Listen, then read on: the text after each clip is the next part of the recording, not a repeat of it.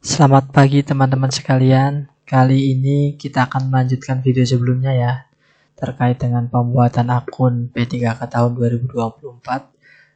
Yang sekarang part keduanya melanjutkan pembuatan akun yang di video kemarin. Oke, langsung saja kita masuk ke alamat websitenya, yaitu sscisn.pkn.go.id. Jika teman-teman belum melakukan pendaftaran akun, klik buat akun dulu. Tapi kalau kemarin sudah mendaftar akun, klik masuk untuk masuk ke akun teman-teman sekalian yang sudah dibuat kemarin. Oke, masukkan nomor induk kependudukan di KTP ya, kemudian juga passwordnya dan kode captcha yang ada di atas sini.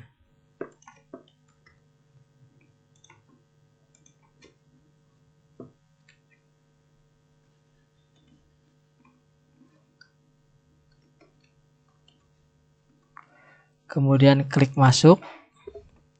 Maka tampilan awalnya akan seperti ini. Ada beberapa tahap ya. Di antaranya adalah biodata, jenis seleksi, formasi, riwayat, dokumen, dan resume. Ada 6 tahap yang harus teman-teman lalui untuk mendaftar pada suatu formasi di P3K tahun 2024. Yang pertama yaitu pengisian biodata. Pengisian biodata ini diisikan sesuai dengan inputan yang diminta oleh sistem, seperti yang pertama yaitu nama sesuai ijazah tanpa gelar ya, ini sama sekali tanpa gelar belakang maupun gelar depan. Kalau yang di sebelah kanan ini dia sesuai dengan inputan pembuatan akun yang pertama kali. Kemudian yang di bawahnya gelar depan ijazah dan gelar belakang ijazah.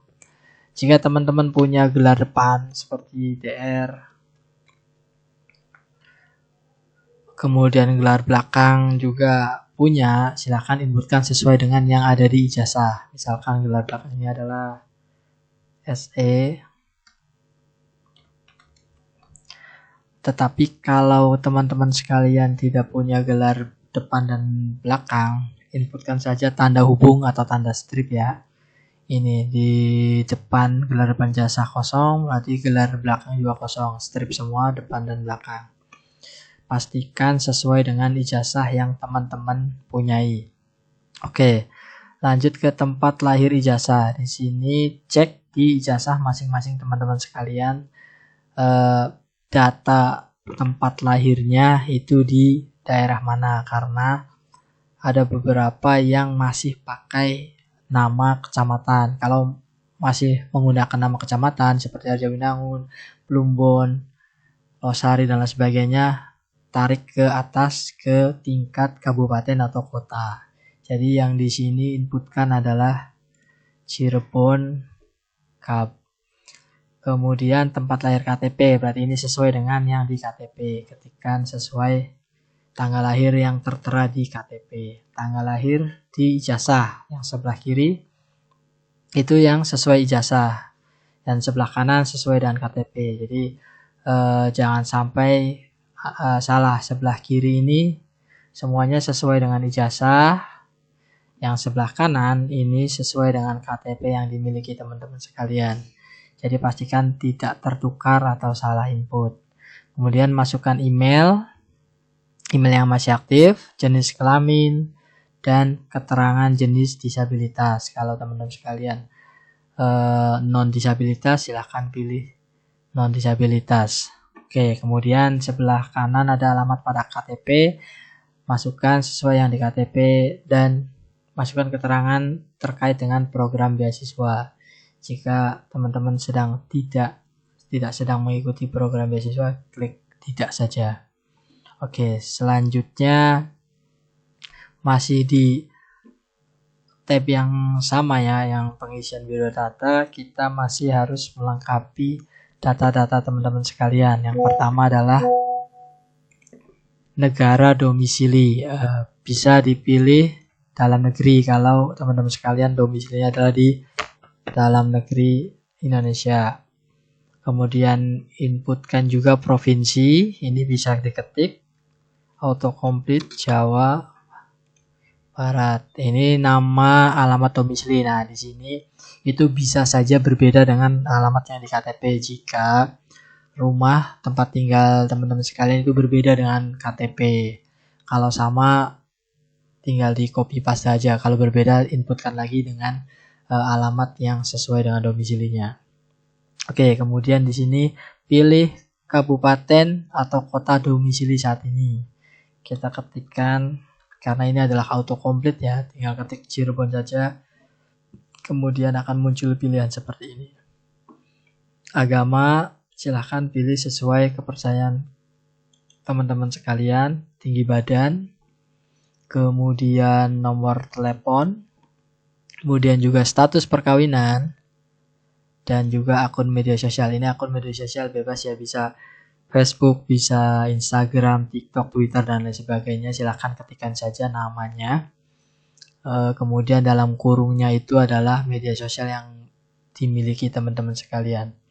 Oke, kemudian di kolom tanda tangan ini silakan teman-teman sekalian tanda tangan sesuai dengan mirip dengan KTP. Kalau ada kesalahan bisa klik clear, diulangi lagi. Kalau sudah sesuai, kita scroll paling bawah ke kode captcha di sini. Masukkan kode captcha yang tertampil di layar. Kemudian klik selanjutnya. Di sini di tab kedua yaitu jenis seleksi. Ini teman-teman sekalian diharuskan memilih jenis seleksi yang akan dilamar. Di sini Anda akan melamar sebagai, ada pilihan 3 ya di sini.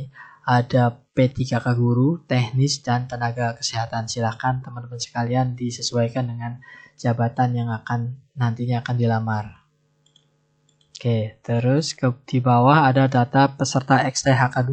Di sini jika teman-teman sekalian adalah XTHK2 yang tentunya punya nomor registrasi tersendiri, itu tinggal dipilih ya. Nanti masukkan nomor XTHK2 yang valid. Nanti tinggal dicek, sistem akan mengecek apakah nomor registrasinya sesuai atau tidak. Tapi jika teman-teman bukan data peserta XTHK2, pilih tidak. Lalu klik selanjutnya untuk ke tab ketiga yaitu tab formasi. Di sini teman-teman diharuskan memilih instansi yang akan dilamar. Diklik saja di instansi ini di tanda panah kecil, kemudian ketikkan saja Cirebon. Nah, di sini nanti akan ada pilihan. Pilih aja pemerintah Kabupaten Cirebon. Kemudian pilih jenis formasinya. Nah, ini karena hanya ada khusus ya, klik aja khusus, kemudian pilih. Oke, nanti akan muncul data pelamar pendata non-ASN. Ini jika teman-teman sekalian sudah masuk ke database BKN, maka akan muncul data seperti di samping kanan. Oke, lanjut, kita harus mengisi beberapa data lagi yang diantaranya adalah pendidikan. Ini pilih pendidikan yang sesuai dengan ijazah terakhir teman-teman sekalian. Misalkan di sini adalah sekolah menengah kejuruan, atau kalau S1 tulis S1 manajemen misalkan, atau D3 tulisannya gini ya, D3 D tanda hubung triple I. Seperti ini contohnya. Silahkan disesuaikan dengan ijazah yang teman-teman punyai.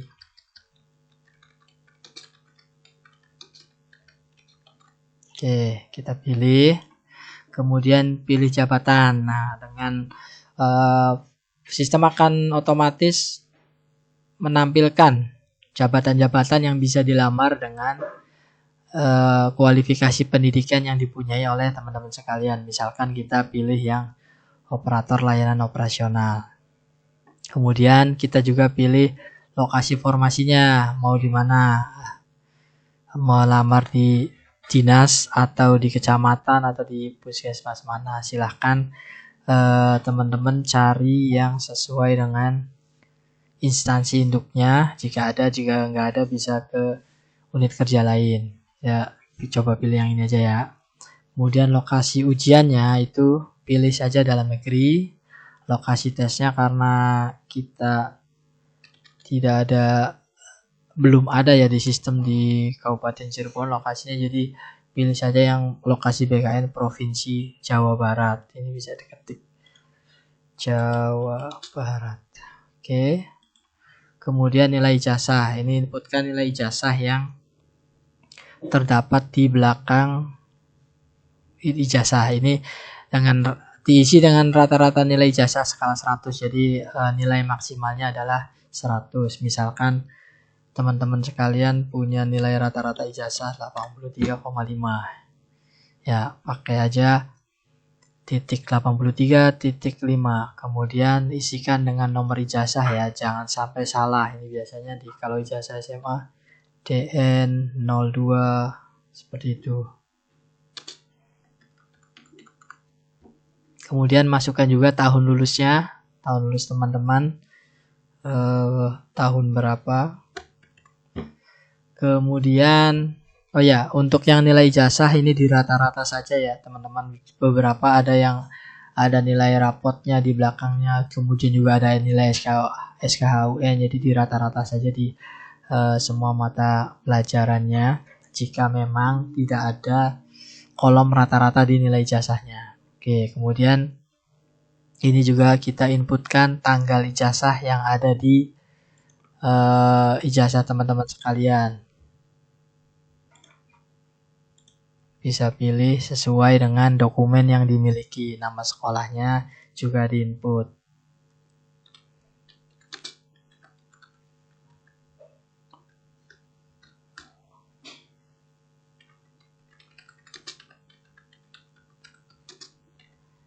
Sesuai dengan ijazah yang dimiliki. Kemudian kita scroll ke bawah ke bagian kode captcha, inputkan sesuai yang ditampil di layar. Selanjutnya bisa klik tombol selanjutnya ini. Kemudian kita akan masuk ke tab keempat, yaitu di bagian riwayat. Di sini silahkan masukkan riwayat kerja teman-teman sekalian. Di sini ada deskripsi pekerjaan, nama pekerjaan, unit kerja, dan pengalaman. Deskripsikan pengalaman kerja Anda. Ini masukkan saja nama jabatan ya, nama jabatan di SK teman-teman sekalian. Kalau ada punya banyak jabatan di SK-nya dengan SK yang bertahun-tahun, masukkan saja jabatan yang terakhir. Misalkan seperti ini ya. Jadi ini tuh bukan jabatan yang akan dilamar nantinya, tapi jabatan sekarang atau jabatan yang sebelumnya waktu di dinas atau di kecamatan. Jadi sesuaikan saja dengan SK teman-teman sekalian. Misalkan di sini di unit kerjanya di kecamatan. Nah, kemudian deskripsikan pengalaman kerjanya. Jadi pengalaman kerjanya itu selama ini ngerjain apa saja sih selama menjabat di jabatan pada kecamatan A, misalkan menyusun dokumen, kemudian menyusun dokumen caleg, melaksanakan kegiatan. Seperti itu. Jadi bukan riwayat jabatannya ya, staf di tahun sekian, operator di tahun sekian, tidak, tapi deskripsikan pengalaman kerjaan Anda selama ini ngapain aja di unit kerja yang ditempati. Oke, lanjut ke bagian riwayat kerja. Nah, ini teman-teman bisa masukkan pekerjaan yang selama ini dikerjakan. Seperti ini. Misalnya ini jenis instansi. Pilih saja instansi pemerintah ya, karena teman-teman honor di instansi pemerintah. Kemudian instansi pemerintahnya cari yang Kabupaten Cirebon. Kemudian instansi di pemerintahnya ini bisa pemerintah Kabupaten Cirebon seperti ini, atau mau spesifik ke unit kerjanya, misalnya kecamatan A. Jabatan yang ada di SK teman-teman sekalian. Oke, kemudian tanggal mulainya. Nah, ini silahkan sesuaikan dengan SK teman-teman sekalian dari tahun berapa. Misalkan dari tahun 2017 1 Januari. Tanggal selesainya kalau sampai sekarang juga masih bekerja, berarti setting saja di tanggal sekarangnya. Misal tanggal Oktober 2024 tanggal 6. Gaji pokok silahkan masukkan sesuai dengan yang di SK atau yang diterima oleh teman-teman sekalian. Oke, di sini nomor surat keputusan. Ini tergantung dari cara teman-teman sekalian menginputnya ya. Karena gini, bisa jadi ini dua persepsi. Pertama, diglobalkan dari seperti yang atas tadi, dari 2017 ke 2024. Ini cuma inputannya satu kali saja. Nah, itu pakai nomor surat yang mana? Pakai aja yang terakhir, bisa. Atau mau pakai yang awal, boleh, silahkan. Nah, nantinya bisa jadi teman-teman juga pengennya per tahun. Per tahun, jadi kayak 2017 input sendiri seperti ini. Nanti kalau per tahun ya, kalau per tahun ini nanti dirubah dari 1 Januari 2017 ke 31 Desember 2017. Nah, seperti ini nanti kan bisa nomor surat keputusannya ya per tahun sesuai dengan SK tahunannya ya kan. Nah, nanti itu bisa boleh antara dua tadi, bisa di global dari awal sampai akhir saja atau per tahun, mangga disesuaikan saja. Misalkan ini oke, tanggalnya tanggal surat kerjanya ya, cek aja di tanggal titi mangsanya tanggal berapa. Kemudian pejabat, ini nama pejabat penandatangan di SK-nya siapa.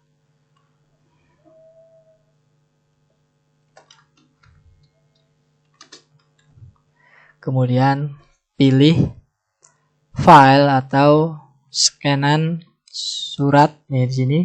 Kontrak, surat perjanjian kerja atau SK, surat pengalaman, mangga. Ini tipe filenya adalah PDF dengan ukuran minimal 100 KB sampai dengan 1 MB. Jadi teman-teman sekalian harus menyesuaikan ukuran filenya itu antara 100 KB sampai 1000 KB atau 1 MB. Jadi jangan lebih rendah dari 100. Kemudian juga jangan lebih tinggi, lebih besar dari 1 MB. Kemudian nama filenya pun jangan terlalu panjang karena biasanya sistem juga menolak karena terlalu panjang.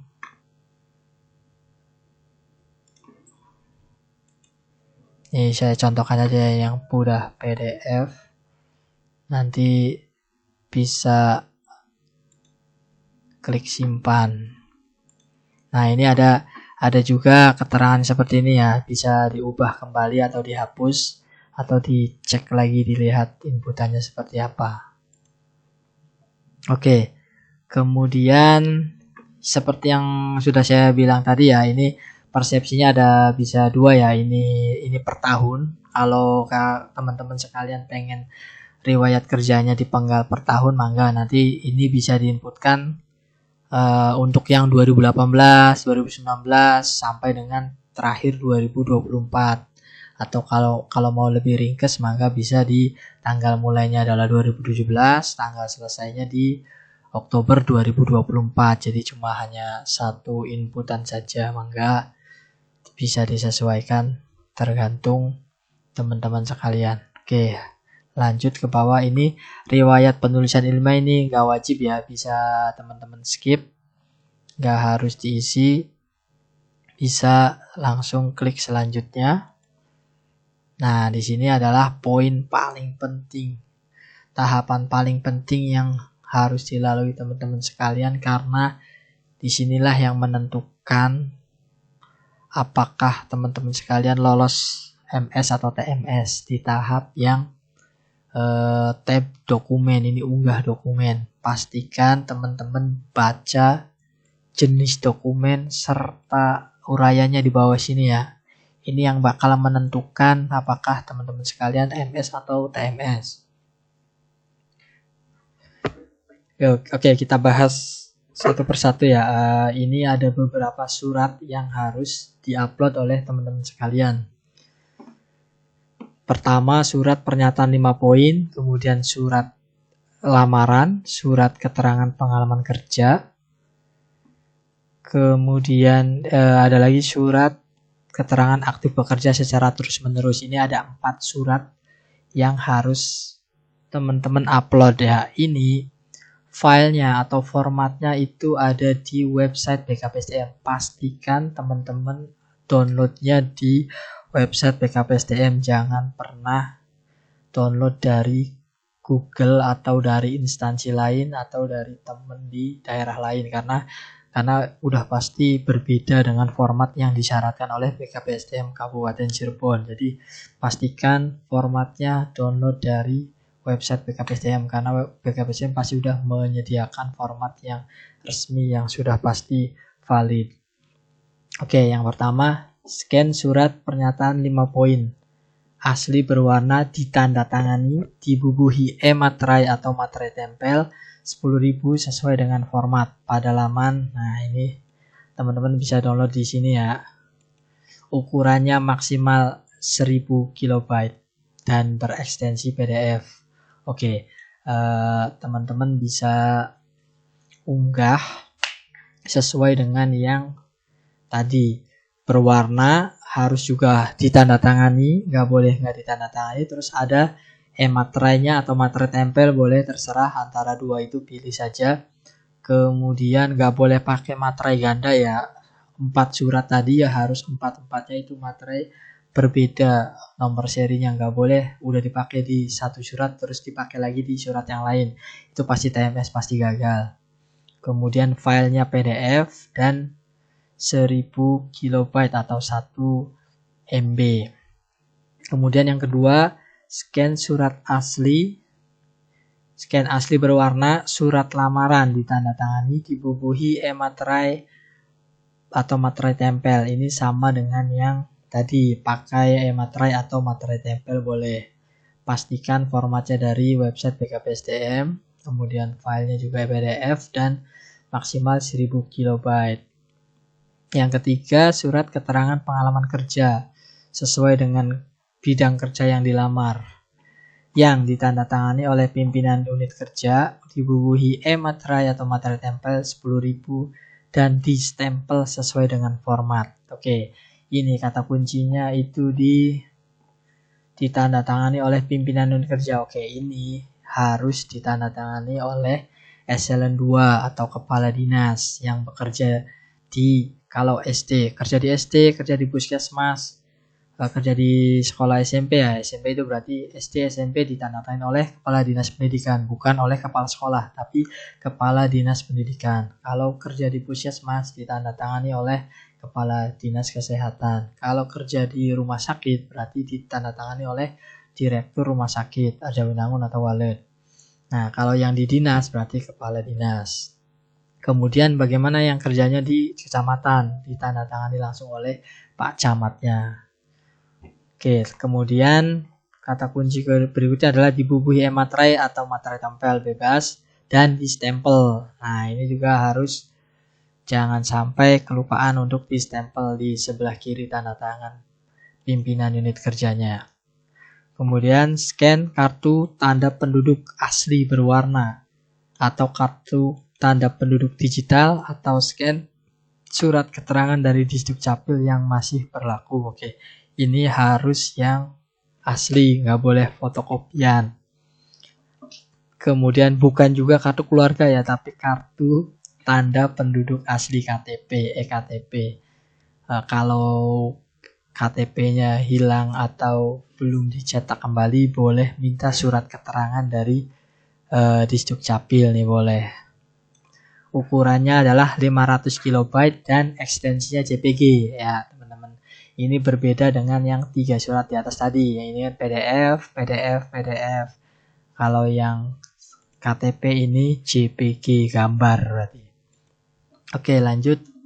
Scan asli surat berwarna surat keterangan aktif pekerja secara terus-menerus paling singkat 2 tahun pada pemerintah Kabupaten Cirebon yang ditandatangani oleh pimpinan unit kerja, dibubuhi e-materai atau materai tempel 10.000 dan distempel sesuai format pada laman BKPSDM. Oke, sama ini juga harus ditandatangani oleh pimpinan unit kerjanya ya, seperti yang di atas tadi harus Eselon 2, Kepala Dinas Pendidikan, Kepala Dinas Kesehatan, Direktur Rumah Sakit atau Camat. Kemudian ini distempel juga sama, ukurannya adalah 3000 KB atau 3 MB, ekstensinya tipe filenya PDF. Nah, ini juga jangan lupa distempel. Kemudian scan asli berwarna ijazah bagi lulusan perguruan tinggi negeri telah memperoleh surat keputusan penyetaran ijazah dari kementerian yang menyelenggarakan urusan di bidang pendidikan. Ini kata kunci adalah scan asli berwarna ya, jangan sampai teman-teman scan ijazah yang fotokopian atau scan pakai scan hitam putih. Pastikan scannya berwarna, kemudian ijazahnya juga ijazah asli. Jangan sampai gara-gara ijazahnya fotokopi atau scannya hitam putih kita bisa gagal. Ini ukurannya adalah 1 MB 1000 KB atau dengan ekstensi file PDF. Jangan sampai ketuker, biasanya di guru ada yang mengupload akta 4. Pastikan itu adalah ijazah ya teman-teman ya. Bagi yang SMA itu cukup ijazah lembar depan ya, lembar belakang yang ada daftar nilainya bisa dipakai untuk unggahan berikutnya, yaitu scan asli berwarna transkrip daftar nilai lengkap. Bagi lulusan perguruan tinggi negeri wajib melampirkan transkrip nilai dan surat keputusan hasil konversi IPK dari kementerian yang menyelenggarakan urusan pemerintahan di bidang pendidikan. Nah, ini juga kalau lulusan D3 S1 itu pasti ada transkrip nilai tersendiri, tapi jika teman-teman lulusan SMA biasanya daftar nilainya itu ada di lembar belakang. Ada juga teman-teman yang punya nilai transkrip nilai di SKUN, maka digabung saja, jika ragu gabung saja. Jadi lembar belakang ijazah yang berisi daftar nilai itu di halaman pertama, nanti halaman keduanya itu lembar SKUN, gabung saja jadi satu file PDF. Nah, ini ukuran maksimalnya adalah 1000 KB dengan ekstensi PDF. Kemudian pas foto formal terbaru latar belakang warna merah. Nah, ini kata kuncinya formal ya, pakai kemeja putih lebih baik lah. Nggak boleh pakai kaos, jaket dan sebagainya. Latar belakangnya merah, jangan lupa. Karena beberapa masih ada yang latar belakangnya selain merah. Kemudian ukuran maksimalnya adalah 500 KB dengan ekstensi atau tipe file JPG, jadi bukan PDF tapi JPG. Nah, ini banyak yang tanyain itu adalah ukurannya berapa, 3x4, 4x6 itu sama saja, yang penting pas foto bisa terlihat wajahnya dan tidak sampai full ke bawah, cukup sampai bagian stop di bagian lengan atau bagian dada udah cukup, tidak sampai full sampai kaki. Nah, ini bisa kalian unggah di sini semua file-file tadi, dan ingat jangan sampai tertukar, terutama di surat-surat yang tadi karena mirip, kadang judulnya mirip, kadang kata-katanya mirip, jadi pastikan jangan sampai tertukar antara surat pernyataan dengan surat lamaran, surat keterangan pengalaman kerja dan aktif bekerja. Ini kan mirip sekali nih judulnya nih, jangan sampai ketukar, salah kamar ya istilahnya. Jadi pastikan lagi ketika sudah unggah di sini, teman-teman bisa klik lihat. Ini untuk melihat apakah unggahan teman-teman sekalian itu benar, filenya apakah benar, filenya apakah nggak korup, nggak nggak rusak filenya, bisa diklik lihat di sini ketika sudah ada unggahan di sini. Lihat beberapa kali, jangan sampai cuma 1 atau 2 kali, 3 kali, 5 kali untuk memastikan yang teman-teman unggah itu betul bahwa yang dipersyaratkan, yang diminta di sini. Jadi sering sekali ketukar antara surat yang satu dengan surat yang lain. Terus juga bagi teman-teman yang berkelompok untuk pendaftaran, biasanya kadang tertukar antara file teman yang satu dengan teman yang lain. Itu juga sering terjadi dan harus dihindari. Makanya klik beberapa kali di sini, lihat beberapa kali sampai benar-benar dokumen yang diunggah itu sesuai dengan yang diminta di sini. Seperti itu, teman-teman bisa lanjut kalau sudah semua. Jadi cek lagi. Ini juga ada pesan peringatannya ya. Sebelum melakukan resume, mohon periksa kembali setiap dokumen yang diunggah, tidak korup, file terlihat jelas, tidak pecah, dan sesuai persyaratan. Jadi file-file unggah tadi itu nggak boleh blur, buram, nggak terbaca sama sekali. Itu mending scan ulang, mending foto ulang, mending scan, boleh silahkan. Di sini boleh nggak pakai scanner dari HP? Sebetulnya boleh-boleh saja, tapi kata kuncinya tadi terlihat jelas, tidak pecah, kemudian tidak blur, terus tidak korup filenya. Kata kuncinya sih itu. Jadi mau pakai HP boleh, pakai scanner komputer, printer juga boleh. Jadi tapi perhatikan tadi, poin pentingnya adalah file terlihat jelas, tidak pecah, dan tidak blur. Seperti itu. Kemudian di sini juga ada ketentuannya ya, silakan teman-teman baca. Ini untuk ketentuan yang tadi sama yang udah saya bacakan tadi sama saja sih. Ini poin-poin pentingnya seperti itu. Jadi silahkan cek berulang kali, jangan sampai 1 atau 2 kali, berkali-kali sebelum melakukan resume. Karena ketika sudah klik resume, teman-teman udah tidak bisa lagi merubah unggahan atau merubah data yang sudah diupload. Jadi ketika udah resume itu udah masuk ke para verifikator yang nggak bisa dibalikin lagi. Jadi pikirkan ulang, benar-benar matang, benar-benar dilihat dan diperiksa berkali-kali. Seperti itu teman-teman sekalian.